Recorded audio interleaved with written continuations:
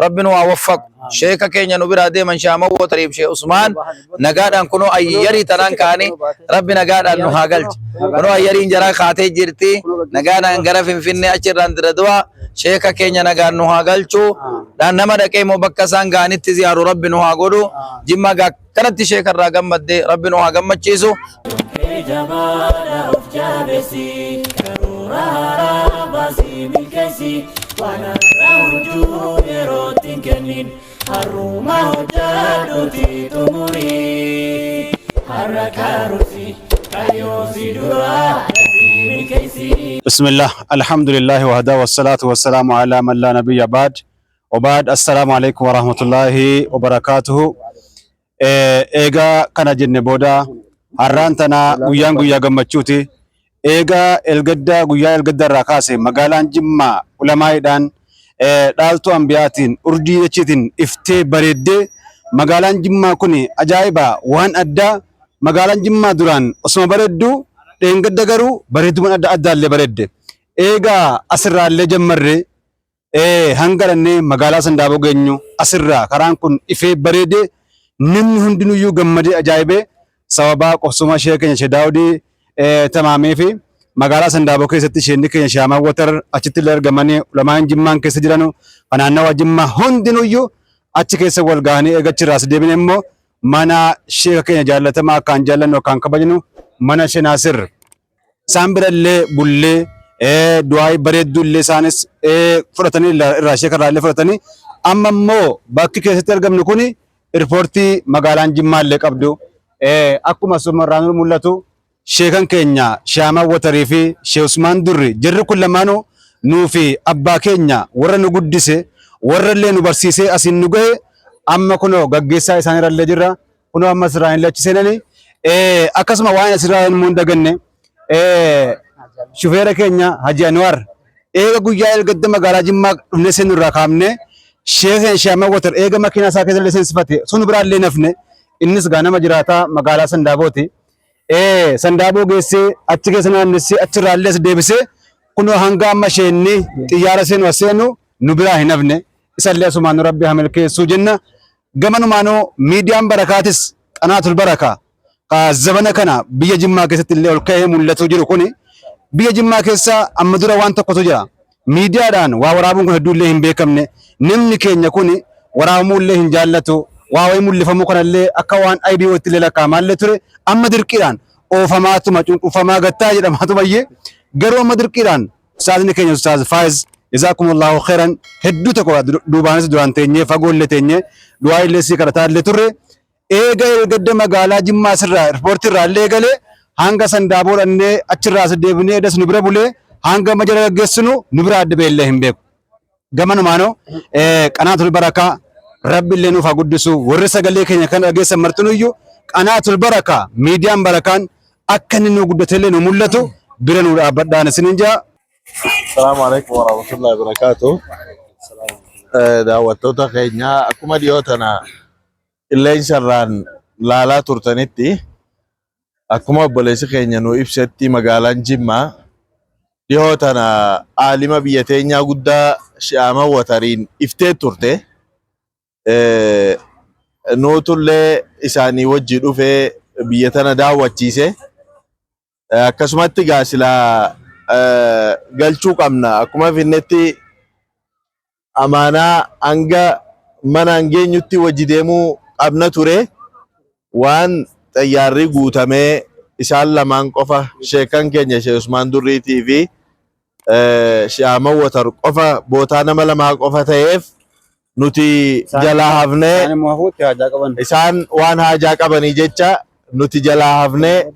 isaan geggeessine kunoo Sheelii Jimmaa Sheekh Naasir Abdurrahmaan Sheekh Muhammad Amin Fathi riippoortii keessa jiranii geggeessaa jiranii nagayaan rabbi nu haa galchuu sheekha keenya umrii nu haa dheereessuu aalimman keenya hunda qabiyya kana keessa jiranii fi qabiyya Harar qabiyya hunda keessa umrii rabbi nu haa dheereessuu du'aa nu godhaa fi imala gaarii isaaniif haa ta'uu jenna. Assalaamu alaykum wa rahmatullahi wa barakatuh. Daawwattoota keenya kabajamoo fi jaallatamoo akkuma sheekan keenya na dura dubbatan dhiyoon tanaa sheekan keenya muftii biyyaa, aalima addunyaa, magaalaan Jimmaa simannaa howwaa taasisaniin aalima magaalaan Jimmaa qabduu fi bulchiinsa magaalaatii fi dhimma nageenyaatii fi shabaabban hawwaan guutuun bahanii simannaa ajaa'ibaa taasisan jazaan isaanii galanni isaanii jannataa ta'u jechaadha. Shufeera keenyaa fi naggaadee as keessaallee akkuma sheekan keenya kabajanii nu geggeessanitti keessaa'uu sheekota keenya aalima keenya Sheek Alii Jimmaatii fi Sheek Naasir gahee guddaa taphatanii ammallee kunoo sheekan keenya geggeessuudhaaf mana kana ol seenanii jiran jazaan isaanii jannataa jennaani jazaakumullahu khairan ahsanal jazaa. bismillah alhamdulillah wassalatu wassalamu ala rasulillah. Qanaatul barakaa fi du'aa deeman. Qanaatul barakaa guddat. Miidiyaan barakaa guddat. Miidiyaan barakaa galman waa ga'u. Rabbi si haa mul'isu. Rabbi si haa mul'isu. Miidiyaan barakaa miidiyaa akka addunyaa kanatti guddatee nu mul'atu Rabbi nu haa taasisu. Miidiyaa akkasii Rabbi nu haa taasisu. Miidiyaa ulamaa'ee kaddamoo jiru, ulamaa illee mul'isuu illee jiru, nama dhokatee jiru hunda masjida dhokatee jiru, madrasaa dhokatee jiru, nama dirree keessa illee baasee illee mul'isuu jiru keessaa isa tokko waan ta'eef Rabbi nu haa guddisu. Rabbi nu haa mul'isu. Guddatee akka aljaziiraan duniyaa kana gubbaatti illee beekamte miidiyaan nu beekama Rabbi nu haa taasisu. Rabbi nu haa mul'isu. Amiin amiin. Akkasuma Ustaaz Faayiz illeen kan yeroo hunda illee itti laffa'anii miidiyaa kana mul'isuudhaaf biyya Jimmaa kana illee mul'isuudhaaf halkanii guyyaalee laffa'uu jiran kana illee Rabbi nu haa taasisu. Rabbi nu haa taasisu. Galma Rabbi haa ga'u. Bakka Rabbi haa ga'u. Amiin amiin. ربنا آتنا في الدنيا حسنة وفي الآخرة حسنة وقنا عذاب النار. آمين آمين. اللهم صل على محمد وعلى آل محمد. Akkuma khaleefi dheengaddaa karaa sooshaal miidiyaatiin argaa turtan warreen biyya keessaa warreen biyya alaa sheeka keenya sheeka kabajamaa jaallatamaa sheeka guddaa ilmiidhaan guddaa umriidhaan guddaa sheeka sheekotaa muftii Itoophiyaa sheeka keenya Sheek Ahmad Watar magaalaan Jimmaa bareedduun ulamoonni isaa du'aan isaa gama Jimmaa imalanii gama Jimmaa dhufanii jennaan boolee Jimmaatti simate haala kanaan alhamdulillahi rabbil alamin bulchee itti gammadee du'aa irraa fudhatee guyyaa kaleessaa ganamarraa sandaaboo geessine sandaabootti ulamaa isaan qubsiisuu dhaqan magaalaa sandaaboo san akkanatti hawaasatti sarakkamnee daawaan godhamee biyya du'aayin godhamee edammoo magaaluma Jimmaan buluu qaba jedhanii gara magaalaa Jimmaa obboleessa keenya Anwaar eegadheen gadda isaan dhufanii simatee maxaaratti simatirraa eegalee hamma guyyaa hadhaa isaan oolanii bulanii booleetti deebi'anii gara Addis Ababaa deemanu makiinaa isaa kanaan kun alhamdulillahi rabbil alamin duuka jira. Kanaaf hawaasa keenya ajaa'iba rabbiiti Jimma kun carraa qaba. Ulamaan akka kanatti haala kanaan simatamuun haala kanaan ulamaa simatuun wal ga'uun wal jaallachuun bifa jaalalaa agarsiisuun toofiqa rabbiiti. Biyyi Jimmaa kun egaa biyya maqaa bareedaa qabullee biyya Abbaa Jifaarii biyya masgiida 40 biyya Abbaan Jifaar ulamaa saahiboodhaan ulamaa qubsiisuudhaan ulamaa leenjisanii akka ulamaa waa barsiisu godhanii ramadanii hawaasa gadi kennuudhaan biyya ammallee Harargee fi Jimmaan walitti dhee jiru maaliifi muftiin gommaa sheekni keenya muftiin gommaa Muhammad Ali namni jedhamu muftiin beekamaan dhaloonni isaanii Harargee Kaarramillee bakki isaan ilmi itti raamsaa turan biyya Jimmaa Gommaan bakka jedhamuudha. Jireenyi isaanii dhaloonni isaanii Harargee ta'ee ilmiidhaaf hawaasa jijjiiruun hawaasa ilmii raamsuun yeroo dheeraa Jimmatti ta'ee qabriin isaaniillee biyya Jimmaa ta'e. Kanaafuu alaaqaa jabaatu jira jechuun min zamaanirra. Irra guddaa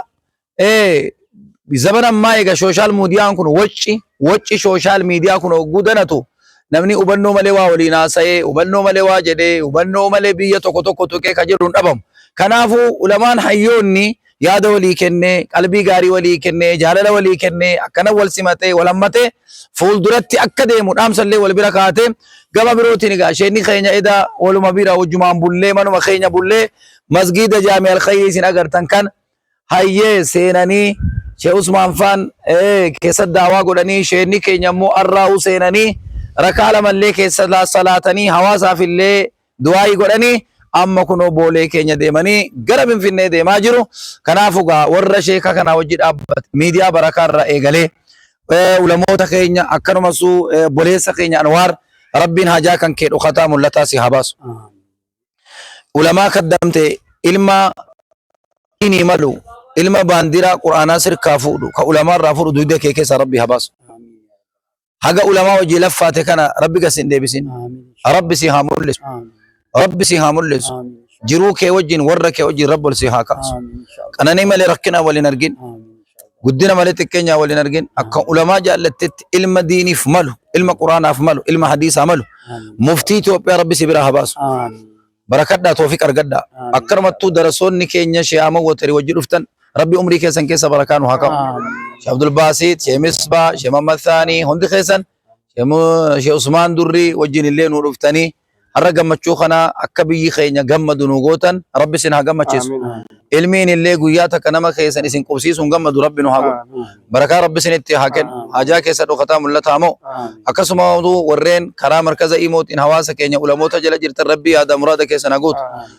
miidiyaa barakaa kanallee miidiyaa hawaasaati miidiyaa ulamaati miidiyaa du'aataati miidiyaa goda seenii halkan hin jenne irriban jenne ulamaa keenya waraabee hawaasa araamsaa jirudha miidiyaan kun faayiz fadluutiin hoogganama rabbi isaa barakkachiisu